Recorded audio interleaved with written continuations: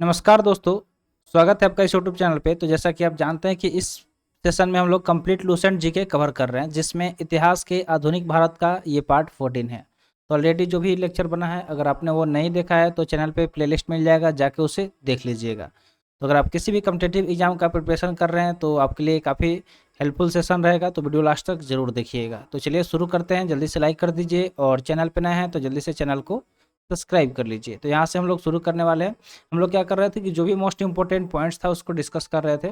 तो चलिए यहाँ से शुरू करते हैं। सबसे पहले यहाँ पे दिया गया है कि कराची में 20 फरवरी 1946 ईस्वी वायुसेना के कुछ सैनिकों ने ब्रिटिश सरकार के विरुद्ध हड़ताल कर दी। यानी कि क्या हुआ कि जो 20 फरवरी 1946 को कराची में वायुसेना के कुछ सैनिक थे, जिन्होंने क्या किया कि जो ब्रिटिश सरकार थी उसके विरुद्ध उन्होंने हड़ताल कर दी। बम्बई, लाहौर, दिल्ली में भी यह शीघ्र ही फैल गई और ये जो हड़ताल था वो धीरे धीरे क्या हुआ, कराची से बम्बई, लाहौर और दिल्ली यहाँ तक जल्द ही ये फैल गया। इसमें लगभग 5200 सैनिकों ने भाग लिया और ये जो हड़ताल था जिसमें लगभग 5200 सैनिकों ने क्या किया, पार्टिसिपेट किया, भाग लिया। इनकी प्रमुख मांग थी भारतीय और अंग्रेज सैनिकों में बराबरी का व्यवहार किया जाए। यानी कि जो भी सैनिक थे तो ये चाहते थे कि जैसे क्या था कि जो अंग्रेज थे तो उनके लिए हमारे देश के जो सैनिक थे वो उनके लिए काम कर रहे थे, ठीक है, उनके अंडर में काम कर रहे थे। लेकिन वो लोग क्या कर रहे थे, भेदभाव कर रहे थे कि जो अंग्रेजी सैनिक थे उनको अलग तरीके से व्यवहार उनके साथ किया जाता था, जबकि जो भारतीय थे उनके साथ अलग तरीके का व्यवहार किया जाता था। इस चीज़ को लेकर इन्होंने क्या किया, पूरा हड़ताल कर दिया। और हड़ताल कब हुआ, तो 20 फरवरी 1946 ईस्वी को कराची में हुआ। लेकिन धीरे धीरे ये मुंबई, लाहौर और दिल्ली तक भी ये फैल गया, जिसमें लगभग कितने सैनिक पार्टिसिपेट किए थे, तो 5200 सैनिक। नौसेना विद्रोह 19 फरवरी 1946 ईस्वी को मुंबई में आईएनएस तलवार नामक जहाज के नौसैनिकों के द्वारा किया गया। उसके बाद क्या हुआ कि वायुसेना के बाद और उसके देखिए, जो ये वायुसेना का तो हुआ था 20 फरवरी को, लेकिन जस्ट एक दिन पहले सेना विद्रोह भी हुआ, जो कि 19 फरवरी 1946 ईस्वी को हुआ, ठीक है। और कहाँ पे हुआ, तो मुंबई में जो आईएनएस तलवार था। आईएनएस तलवार एक जहाज था जिसके पे जो सैनिक थे, नौ सैनिक, उनके द्वारा किया गया। और 5000 सैनिकों ने आज़ाद हिंद फौज के बिल्ले लगाए। और जो 5000 सैनिक थे उन्होंने क्या किया कि आज़ाद हिंद फौज के बिल्ले लगाए। इन्होंने भी बराबरी की मांग की और ये लोग भी क्या बोले कि हमें भी बराबर तरीके से ट्रीट किया जाए, हमें भी मतलब अच्छे तरीके से व्यवहार किया जाए। 25 फरवरी 1946 ईस्वी को नौसेना के विद्रोहियों ने सरदार पटेल के दबाव में आकर समर्पण कर दिया, ठीक है। उसके बाद क्या हुआ कि जो सरदार वल्लभ भाई पटेल थे तो उनने प्रेशर बनाया इन लोगों पे, जिस वजह से इन्हें क्या करना पड़ा कि समर्पण करना पड़ा, ठीक है। चलिए आगे देखते हैं नेक्स्ट पॉइंट यहाँ पे दिया गया कैबिनेट मिशन 1946। तो चलिए इसके बारे में देखते हैं।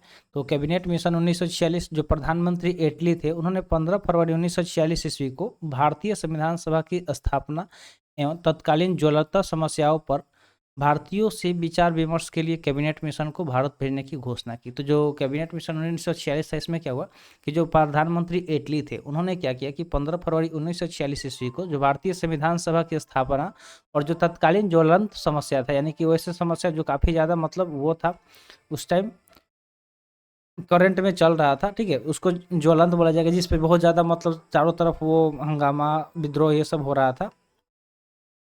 और समस्याओं पर भारतीयों से विचार विमर्श के लिए उसने क्या किया कि एक कैबिनेट मिशन को भारत भेजने का घोषणा किया। और 24 मार्च 1946 ईस्वी को कैबिनेट मिशन दिल्ली पहुंचा। तो एक मिशन आया, कब आया, 24 मार्च 1946 ईस्वी को, कहाँ आया, दिल्ली पहुंचा। इस शिष्टमंडल के सदस्य की अगर बात करें तो स्टेटफोर्ड क्रिप्स थे, ठीक है। उसके अलावा पैथिक लॉरेंस थे, तो ये अध्यक्ष थे बोर्ड ऑफ ट्रेड के। उसके बाद पैथिक लॉरेंस भारत सचिव थे और जो एवी एलेक्जेंडर थे वो नौसेना मंत्री थे। कैबिनेट मिशन पैट्रिक लॉरेंस के नेतृत्व में आया था। और ये जो कैबिनेट मिशन आया था वो किसके नेतृत्व में आया था, तो जो पैट्रिक लॉरेंस थे उनके नेतृत्व में आया था। तो यहाँ से डायरेक्टली क्वेश्चन पूछा जाता है, इसको याद रखिएगा, ये पॉइंट काफ़ी इंपॉर्टेंट हो जाएगा एग्जाम के लिए। चलिए आगे बढ़ते हैं नेक्स्ट पॉइंट की तरफ। नेक्स्ट पॉइंट यहाँ पे दिया गया है कि कैबिनेट मिशन योजना को मुस्लिम लीग ने 6 जून 1946 ईस्वी को और कांग्रेस ने 25 जून 1946 ईस्वी को स्वीकार किया, ठीक है। तो पहले जो मुस्लिम लीग आया ने क्या किया कि जैसे ही कैबिनेट मिशन आया उसको उन्होंने क्या किया, स्वीकार कर लिया। 6 जून को ही उन्होंने स्वीकार किया, लेकिन बाद में कुछ दिन बाद 25 जून को कांग्रेस के द्वारा उसे एक्सेप्ट किया गया। कैबिनेट मिशन योजना को स्वीकार किए जाने के पश्चात संविधान सभा के निर्माण के लिए जो चुनाव हुआ जुलाई 1946 ईस्वी में, कांग्रेस ने 214 सामान्य स्थानों पर 205 स्थान प्राप्त किए और मुस्लिम लीग ने 78 मुस्लिम स्थानों पर 73 स्थान प्राप्त किए। तो उसके बाद क्या हुआ कि जो कैबिनेट मिशन योजना को एक्सेप्ट करने के बाद संविधान सभा के निर्माण के लिए क्या किया गया, एक चुनाव हुआ, ठीक है, एक इलेक्शन कंडक्ट किया गया जुलाई 1946 ईस्वी में। और इसमें जो सामान्य स्थानों पर कितना 214 था, ठीक है। कांग्रेस ने 214 सामान्य स्थानों पर 205 स्थान प्राप्त किया, यानी कि 214 सीट में से 205 जगह पे जीत मिली। वहीं मुस्लिम लीग की अगर हम बात करें तो 78 मुस्लिम स्थानों पर 73 स्थान प्राप्त हुए। कांग्रेस को 4 सिख सदस्यों का भी समर्थन प्राप्त था, और साथ में जो कांग्रेस था उसके वो जो 4 सिख सदस्य थे उनका भी समर्थन कांग्रेस की तरफ था, ठीक है। आगे अगर देखें तो दिया गया कि मुस्लिम लीग ने 16 अगस्त 1946 ईस्वी को सीधी अथवा प्रत्यक्ष कार्यवाही दिवस यानी कि डायरेक्ट एक्शन डे मनाया, ठीक है। तो जो मुस्लिम लीग था उसने क्या किया कि 16 अगस्त 1946 ईस्वी को सीधी अथवा प्रत्यक्ष कार्यवाही दिवस यानी कि डायरेक्ट एक्शन डे मनाया। सर्वप्रथम प्रत्यक्ष कार्यवाही दिवस कलकत्ता में मनाया गया, और ये जो सबसे पहले कहाँ पे मनाया गया तो कलकत्ता में मनाया गया। और उस समय बंगाल में मुस्लिम लीग की सरकार थी, और उस समय की जो बंगाल था वहाँ पे किसकी सरकार थी तो मुस्लिम लीग की सरकार थी। और बंगाल के मुख्यमंत्री जो थे शहीद सुहरावर्दी थे, और उस समय जो बंगाल के मुख्यमंत्री कौन थे तो शहीद सुहरावर्दी थे, और वो मुस्लिम लीग के आदमी थे, ठीक है। आगे बढ़ते हैं नेक्स्ट पॉइंट की तरफ। नेक्स्ट पॉइंट दिया गया कि 3 जून 1947 ईस्वी को भारत विभाजन की माउंटबेटन योजना प्रकाशित की गई। तो जो 3 जून 1947 आया उस दिन क्या हुआ कि भारत विभाजन का एक योजना पास किया गया, जो था माउंटबेटन योजना। इसको क्या किया गया, पब्लिश किया गया, प्रकाशित किया गया। माउंटबेटन योजना ने को कांग्रेस कार्य समिति की 3 जून 1947 ईस्वी की बैठक में स्वीकार कर लिया गया था, ठीक है। तो जो माउंटबेटन योजना था इसको क्या किया गया कि कांग्रेस कार्य समिति की जो 3 जून 1947 ईस्वी की बैठक हुई उसमें इसे क्या कर लिया गया, एक्सेप्ट कर लिया गया, स्वीकार कर लिया गया, ठीक है। उसके बाद 14 जून 1947 ईस्वी को कांग्रेस महासमिति की बैठक में गोविंद बल्लभ पंत, जो गोविंद बल्लभ पंत थे, ठीक है, उन्हें देश के विभाजन की माउंटबेटन योजना को स्वीकार करने की प्रस्ताव पेश किया, और इस प्रस्ताव का समर्थन अबुल कलाम आज़ाद ने किया, ठीक है। तो ये जो प्रस्ताव किसके द्वारा रखा गया तो गोविंद बल्लभ पंत के द्वारा रखा गया, देश की विभाजन के जो माउंटबेटन योजना था उसको। और प्रस्ताव का समर्थन कौन कर रहे थे तो अबुल कलाम आज़ाद ने किया, जो बंटवारे का विरोध करते आ रहे थे, ठीक है। आज़ाद ने कहा, जो अबुल कलाम आज़ाद थे उन्होंने कहा कि कांग्रेस कार्य समिति का फैसला सही फैसला नहीं है, लेकिन कांग्रेस के सामने कोई और रास्ता नहीं है। तो इन्होंने सीधे कहा दिया कि जो कांग्रेस समिति का जो फैसला लिया गया है उनके द्वारा वो फैसला तो सही नहीं है, लेकिन उसके अलावा उनके पास कोई और रास्ता भी नहीं है, जिस वजह से उन्हें यह फैसला लेना पड़ा। गांधी, नेहरू और पटेल के समर्थन के बावजूद कांग्रेस कार्य समिति का देश विभाजन का प्रस्ताव अखिल भारतीय कांग्रेस समिति में सर्वसम्मति से पास न हो सका, और 161 सदस्य ने उसके खिलाफ वोट दिया या वे तटस्थ रहे, ठीक है। तो ये पॉइंट भी आपको समझ में आ गया होगा। चलिए आगे बढ़ते हैं नेक्स्ट पॉइंट की तरफ। प्रस्ताव का विरोध करने वाले में जो प्रस्ताव आया उसके विरोध करने में सिंध कांग्रेस के नेता जो चौथराम मिडवानी, पंजाब कांग्रेस के अध्यक्ष जो थे डॉक्टर किचलू, और पुरुषोत्तम दास टंडन, मौलाना हफीजुर रहमान आदि थे, ठीक है। तो ये जो लोग आपको जिनका नाम आप देख रहे हैं ये लोग प्रस्ताव के विरोध करने वाले थे, ये लोग प्रस्ताव के विरोध करने वाले थे। मुस्लिम लीग की जो कौंसिल की बैठक माउंटबेटन योजना पर विचार करने के लिए 10 जून 1947 ईस्वी को नई दिल्ली में बुलाई गई। तो जो मुस्लिम लीग की जो काउंसिल की बैठक थी, तो जो माउंटबेटन योजना पर विचार करने के लिए क्या किया गया, एक बैठक बुलाया गया, कहाँ पे तो 10 जून 1947 ईस्वी को नई दिल्ली में बुलाया गया। लीग ने भारी बहुमत से इस योजना को स्वीकार किया, जो मुस्लिम लीग थी उसने क्या किया कि भारी बहुमत से इस योजना को स्वीकार किया, और लीग की बैठक में उपस्थित 400 सदस्यों में से सिर्फ 10 सदस्यों ने इसका विरोध किया। तो जो वहाँ पे 400 लोग बैठे थे जिसमें मात्र 10 लोग ही उसका विरोध किए, बाकी लोगों ने उसको स्वीकार कर लिया था।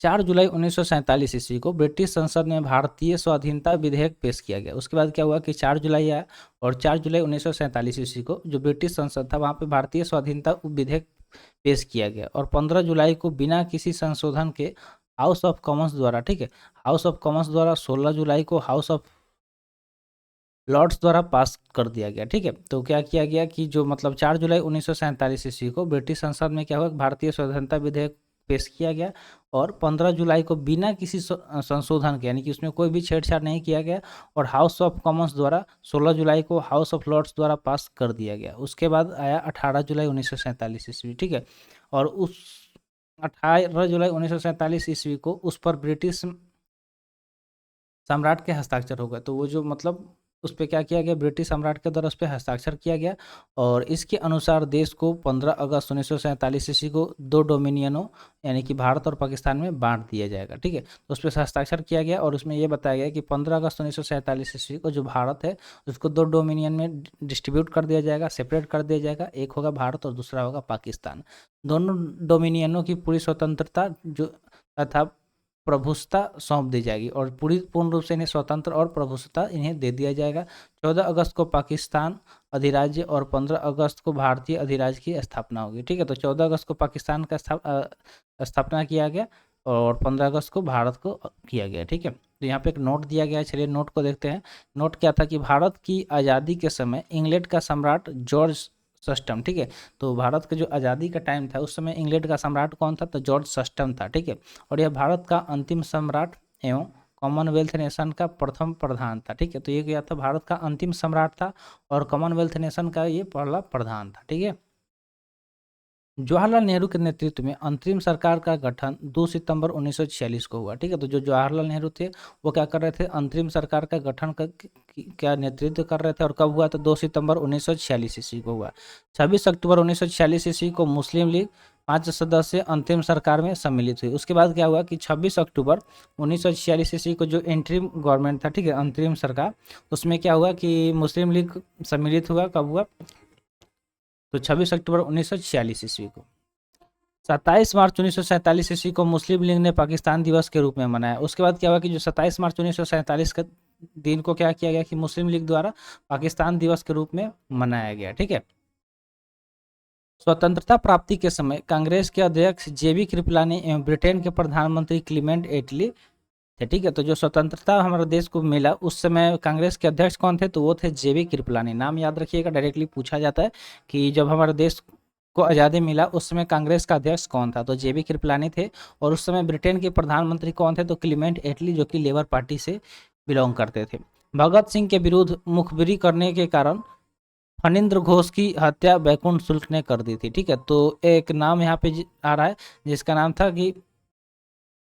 नाम है फणींद्र घोष। उसने क्या किया था कि भगत सिंह के अगेंस्ट उन्होंने मुखबिरी किया था, यानी कि जो इन्फॉर्मेशन था वो दिया था अंग्रेजों को, जिस वजह से ये चीज़ पता चला तो बैकुंठ शुक्ला ने क्या किया कि उसकी हत्या कर दिया। ठीक है, किसका, तो फणींद्र घोष का। महात्मा गांधी द्वारा स्थापित हरिजन सेवक संघ के संस्थापक अध्यक्ष घनश्याम दास बिरला थे। और महात्मा गांधी द्वारा क्या किया गया था, स्थापित किया गया था एक हरिजन सेवक संघ और उसके संस्थापक अध्यक्ष की बात करें तो वो थे घनश्याम दास बिरला। ठीक है, घनश्याम दास बिरला जो कि अध्यक्ष, संस्थापक अध्यक्ष थे। गांधी जी ने कांग्रेस की सदस्यता से 2 बार त्यागपत्र दिया। ठीक है, तो जो गांधी जी थे वो कांग्रेस की सदस्यता से 2 बार क्या किए थे, त्यागपत्र दिए थे। एक तो 1925 ईस्वी और दूसरा था 1930 ईस्वी। ये 2 ऐसा समय था जिसमें गांधी जी ने कांग्रेस की सदस्यता से त्यागपत्र दे दिया था। बांटो और छोड़ो का नारा लीग ने दिसंबर 1943 ईस्वी के कराची अधिवेशन में दिया। तो जो मुस्लिम लीग था उसने क्या किया, एक नारा दिया। नारा क्या था, बांटो और छोड़ो। ठीक है, बांटो और छोड़ो का नारा लगाया गया था। कब लगाया था, तो दिसंबर 1934 ईस्वी में, और कराची का जो अधिवेशन हुआ था वहां पे लगाया गया था। कांग्रेस का प्रथम ब्रिटिश अध्यक्ष जॉर्ज यूले था। ठीक है, तो जो कांग्रेस का प्रथम ब्रिटिश अध्यक्ष की अगर हम बात करें तो वो कौन था, तो जॉर्ज यूले था। डायरेक्टली क्वेश्चन पूछा जाता है। ठीक है, इस तरह का जो क्वेश्चन है वो डायरेक्टली पूछा जाता है आपसे, तो इसको याद रखिएगा। ठीक है, इसको आपको याद रखना है। चलिए आगे बढ़ते हैं। अगला अगर देखें तो अगला पॉइंट यहाँ पे ये दिया गया पॉइंट है कि मैं देश के बालू से ही कांग्रेस से भी बड़ा आंदोलन खड़ा कर दूंगा, महात्मा गांधी ने कहा। ठीक है, तो यहाँ पे एक स्टेटमेंट दिया गया। स्टेटमेंट में ये कहा गया कि मैं देश के, ठीक है, क्या बोले कि मैं देश के बालू से ही कांग्रेस से भी बड़ा आंदोलन खड़ा कर दूंगा, ये महात्मा गांधी ने कहा था। ठीक है, उसका डंडा फौज का गठन पंजाब में चमनदीप ने किया था। तो एक फौज का गठन किया गया था जिसका नाम था डंडा फौज, और किसके द्वारा किया गया था, तो चमनदीप ने किया था। कहाँ पे किया था, पंजाब में किया था। दीनबंधु मित्र का नाटक नील दर्पण में नील की खेती करने वाले पर हुए अत्याचार का उल्लेख है। और ये दीनबंधु के मित्र का एक नाटक है जिसका नाम है नील दर्पण। उसमें नील की खेती करने वाले पर जो अत्याचार किया गया था उसके बारे में उसमें बताया गया है। ठीक है, तो याद रखिएगा, इसके बारे में पूछा जाता है। राष्ट्रवादी अरहार आंदोलन, ठीक है, मजहर उल हक ने प्रारंभ किया था। तो एक यहाँ पे आंदोलन के बारे में बताया गया है कि राष्ट्रवादी अहरार आंदोलन, ठीक है, राष्ट्रवादी अहरार आंदोलन, जिसको प्रारंभ किसने किया था? तो मजहर उल हक ने किया था। किसने किया था? मजहर उल हक ने।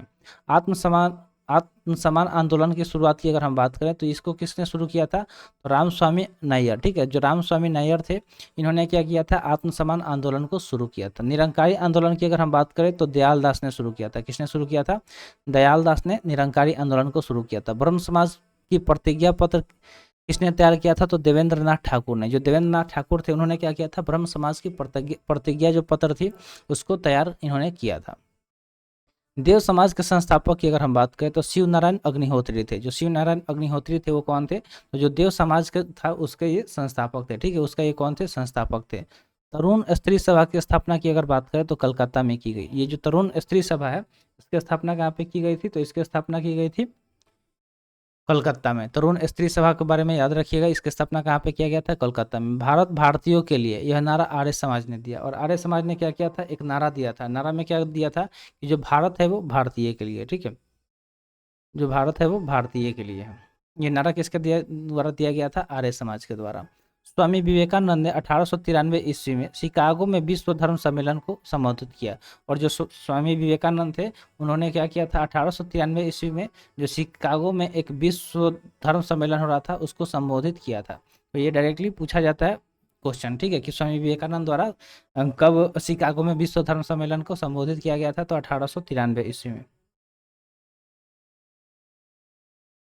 नेक्स्ट पॉइंट की बात करें तो नेक्स्ट पॉइंट यहाँ पे दिया गया कि दिल्ली षड्यंत्र केस में दीनानाथ के द्वारा मुखबिरी की गई थी। तो जो दिल्ली षड्यंत्र केस हुआ था उसमें जो दीनानाथ था उसने क्या किया था? मुखबिरी किया था, यानी कि इन्फॉर्मेशन लीक किया था जाके अंग्रेजों से, ठीक है। तो ये पॉइंट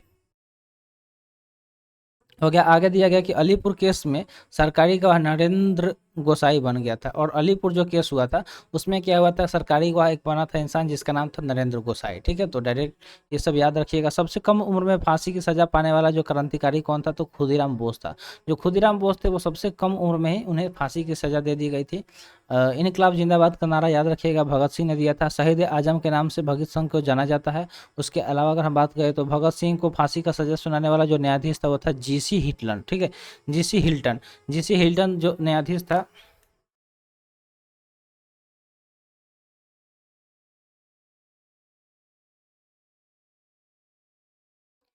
तो ये इसने क्या किया था कि इनको फांसी का सजा सुनाया था भगत सिंह को। किसने? तो जीसी हिल्टन ने सुनाया था। चलिए आगे बढ़ते हैं।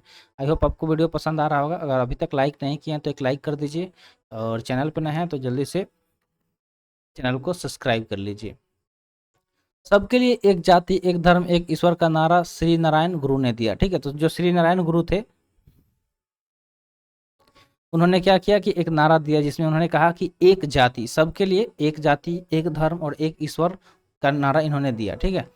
स्वर्ण हिंदुओं की फांसीवादी कांग्रेस का कर कांग्रेस का चरित्र निरूपण मोहम्मद अली जिन्ना ने किया, ठीक है। तो सवर्ण हिंदुओं की फांसीवादी कांग्रेस का कर कांग्रेस का चरित्र निरूपण करने का काम किसने किया था? तो मोहम्मद अली जिन्ना ने किया था। मैं एक क्रांतिकारी के रूप में कार्य करता हूं, यह कथन किसका था? तो जवाहरलाल नेहरू का। जवाहरलाल नेहरू ने एक कथन कहा था जिसमें उन्होंने कहा था कि मैं एक क्रांतिकारी के रूप में कार्य करता हूं। महात्मा गांधी को रविन्द्रनाथ टैगोर ने सबसे पहले महात्मा कहा, ठीक है। तो महात्मा गांधी को जो महात्मा सबसे पहले किसके द्वारा कहा गया था? तो रविन्द्रनाथ टैगोर के द्वारा कहा गया था। और महात्मा गांधी को सर्वप्रथम राष्ट्रपिता कहकर संबोधित किसने किया था? तो सुभाष चंद्र बोस ने किया था। तो 2 पॉइंट यहाँ से याद रखिएगा कि महात्मा गांधी को सबसे पहले महात्मा किसने कहा था और इनको राष्ट्रपिता सबसे पहले किसने कहा था। तो आज के लिए इतना ही रहने देते हैं, ठीक है। तो मिलते हैं फिर अगले वीडियो में। आई होप आपको सेशन पसंद आया होगा। तो मिलते हैं अगले वीडियो में। Thanks for watching. जय हिंद।